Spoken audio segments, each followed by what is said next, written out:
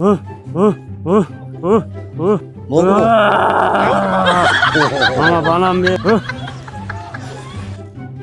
Assalomu alaykum To'ypul aka. Aleyküm assalom aka, qalaysiz? Yaxshimisiz? Xalqqa xizmat qiluvdan charchamang. Yaxshimisiz? Yaxshi. Men sizning Instagramda nelaringizni, videolaringizni ko'rib borayotirman. Ehsonlaringizni.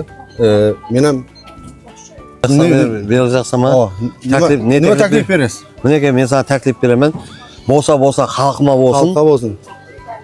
30-40 alma tarqata olasanmi? Men alma satadigansan, hammamiz tavlatgan. Bo'ldi, tarqatamiz. Xalq bo'lsa bo'lsin, xalqima bo'lsin. Meniki alma bular necha kilodan?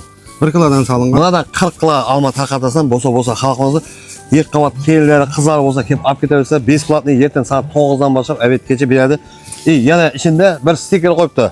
Bir ana stikerda yozib qo'yibdi, bir ananas besplatniy. Kimning baxtidan chiqsa, bir ananas berib beradi. Qalagan.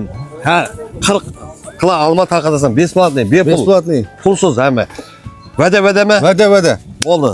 Rahmat uka. Xalqima bo'lsin. Shu xizmat qiluvdan charchama, xalqma beraver. Meniki hammamiz tavlat, mana yaqin klubnika, so'lnika, hamma Indoneziya, Xitoy, Koreya, Tailand hamma yerdan kelib turibdi. Ko'rsatib beramiz. Hamma mevalarimiz bor. Hammasi yaxshi ko'ramiz. Xalqim to'y bo'lsin uylaringizda.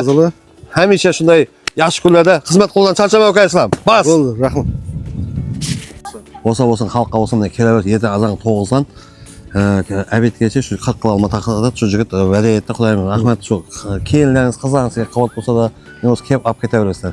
Meniki jelik bo'lsa, hammamiz tavlada adresimiz Xo'jayli bozor, mana общий kartochka Oltin bozor, mana burungi tualet ekan, burungi tualet shuni qarshida hammamiz tavlad meniki.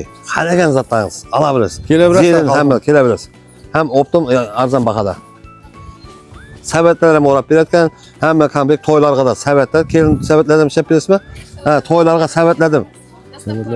Dastlabki hammasini to'ylarga to'yana deymi, nima deydi? Sabat qilib Sirg'a saluv. Bo'ldi, rahmat. Hammang shunday to'y bo'lsin, yaxshi kun bo'lsin shunday mana. Islom, charchama. Uylaringizda to'y bo'lsin, kelaverasizlar xalqim.